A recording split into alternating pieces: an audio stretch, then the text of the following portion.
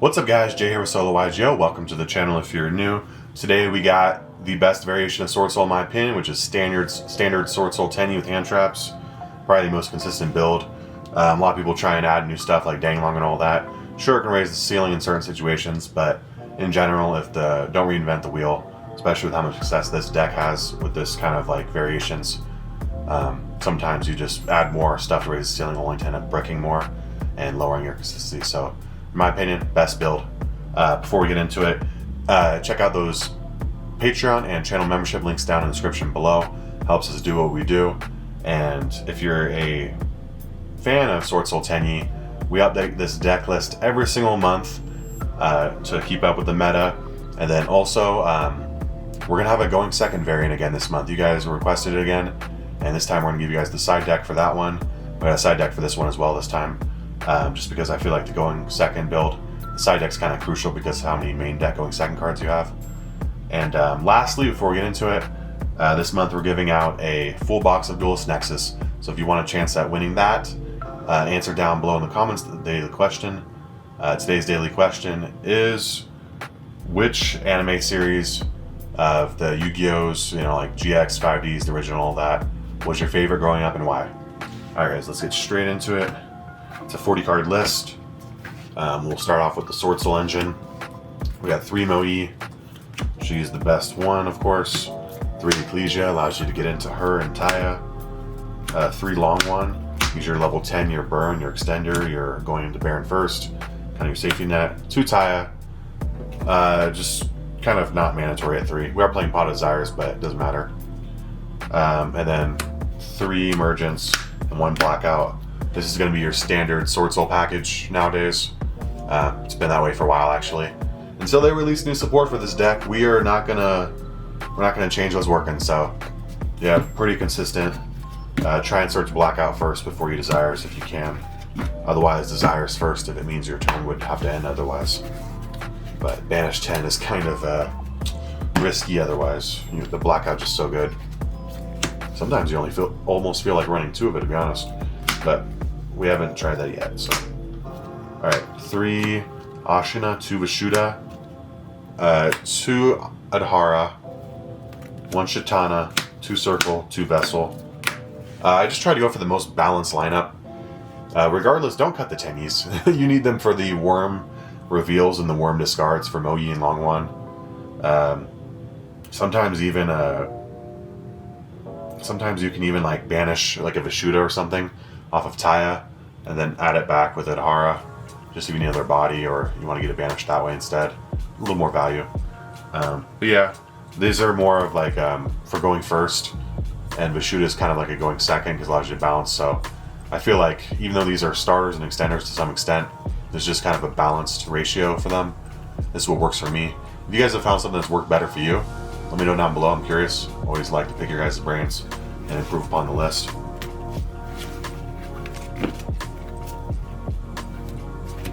Alright, on to the non-engine cards. We have 2 Desires. Basically, 36 card list after this. Well, much lower after you banish 10, but the fact that it's semi-limited means we can't really... It lowers our risk of desiring Desires, so... We used to play 3 back in the day with Protoss, but... Good times, but yeah, drawing into Desires off Desires was never good. Oh, we're playing 2 Valor. We're playing Imperm as well. We'll just lay it out for you first. 3 Ash Blossom. Move out of the light. 3 Joel and Lockbird. And 3 Imperm. So let me explain why we're playing these. Desires, of course. Deck thinner, consistency card, like we mentioned. 2 Valor. I'm playing Psychic and Punisher, so it's also just more copies of Imperm, basically, if we need to do that route. But level 1 tuner, being able to normal summon it in certain scenarios to go for game with a level 10 synchro, going into Psychic and Punisher, combining those two, just feels really nice. And then for the same reason, we really like Ash, aside from it being just so dang generic. Normal summon Ash with level 8 Chi-Chao or Berserker or Dragite, whatever, and going into Psychic and Punisher, at least having that option there is something people need to remember and consider. because that's just very good, being able to go for game at any point because you're playing hand trap tuners. Droll, not a tuner, of course. I always forget that sometimes, just because so many hand trap monsters are tuners nowadays. It's like Droll, not a tuner, but still a great card nonetheless. We're playing 3 in this format because it's so dang good in this format. And then Imperm. Imperm's good. I really like Imperm right now too. Not only has Imperm just always been a stellar card, but right now with D-Shifter running around, Talents, Thrust, Imperm just really plays around those cards because it can play under Shifter and it doesn't make Talents or Thrust go live. So I know we're conceding that with these guys, but they're just so good. I'm just pointing out some more niche scenarios why Imperm is stronger this format than other formats. Until we see D-Shifter gone, until we see the Thrust cards get hit or whatever, if they ever do, Imperm just has extra added value because of that. Alright, extra deck. We got 3 Monk. I don't know how I feel about 3 Monk anymore. I know it's in here, but I kind of want to go back to 1 Shaman and 2 Monk. So maybe try that out. Let me know how it works or what you guys think after you see the rest of this extra deck. 1 Yazi, 2 Chi-Chow, pretty standard there. 2 Baxia, very standard. 1 Berserker, 1 Dragite. Berserker is definitely standard because of Optional Lock. He's the only other one after Chi-Chow, and Chi-Chow's once per turn, so if you're able to go into another one, you would want to do Drake Berserker, of course. Dragite, I love it. A lot of people play it, particularly fond of it. For the level 10s, we got the 2 Swordsoul. We got Sinister Sovereign and Supreme Sovereign. Great cards. One is just fine enough, typically. 1 Collector Rare, Baron de Fleur. Mandatory, of course. Ice Jade, great against Kashtira right now, so that's that. And then we got the Psychic and Punisher.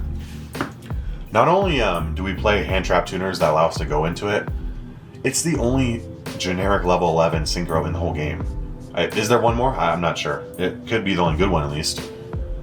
If you get Ghost Ogred, or they clear your Moe or Taya some way after you summon that token, being able to summon a level 7 Tenyi from your hand is oftentimes your only play if you do have one. Especially if you have a Vessel and you have that token still left on field, just add one. But yeah, Psychic and Punisher, so good for going for game. Why would you not play it? The investment into it's nothing too heavily because there's space in Swordsoul extra deck. Nibiru is not as prevalent in this format, so we don't have to play Chao Fang. And honestly, I hate that card anyways because the investment into it, only to find out that you're playing around in a Nibiru that doesn't even exist. Sometimes not worth it. I'd almost rather just not summon 5 and hopefully I get another turn. Alright, side deck real quick. 3 Book of Eclipse, Meta Call. 3 Deep Barrier, Meta Call, and also just generically great card. 3 Gravity Collapse, that's my own personal spice. I love that card. When your opponent would summon a card, or would summon a monster, tribute a synchro you control, negate and destroy that monster, and then for the remainder of the turn, I like to call it Scythe on steroids, they cannot summon anything for the remainder of the turn. And then to close out, we got our going second cards, 2 Thrust, 2 Lightning Storm, 2 evenly matched. Just doubles of each. I feel like that's a pretty good balance. Sometimes I will side in Thrust anyways, going first as well. Just because I like to add Blackout or D-Barrier. I think that's really strong. Yeah, I just really like it. Thrust is a great card. I do main it in the going second variant, so if you guys want to see that in probably a week or 2, stick around for that and we'll show off that deck list. Alright guys, if you made this far and you think we earned your subscription, hit that subscribe button and comment down below. We'll see you on the next one. Peace out.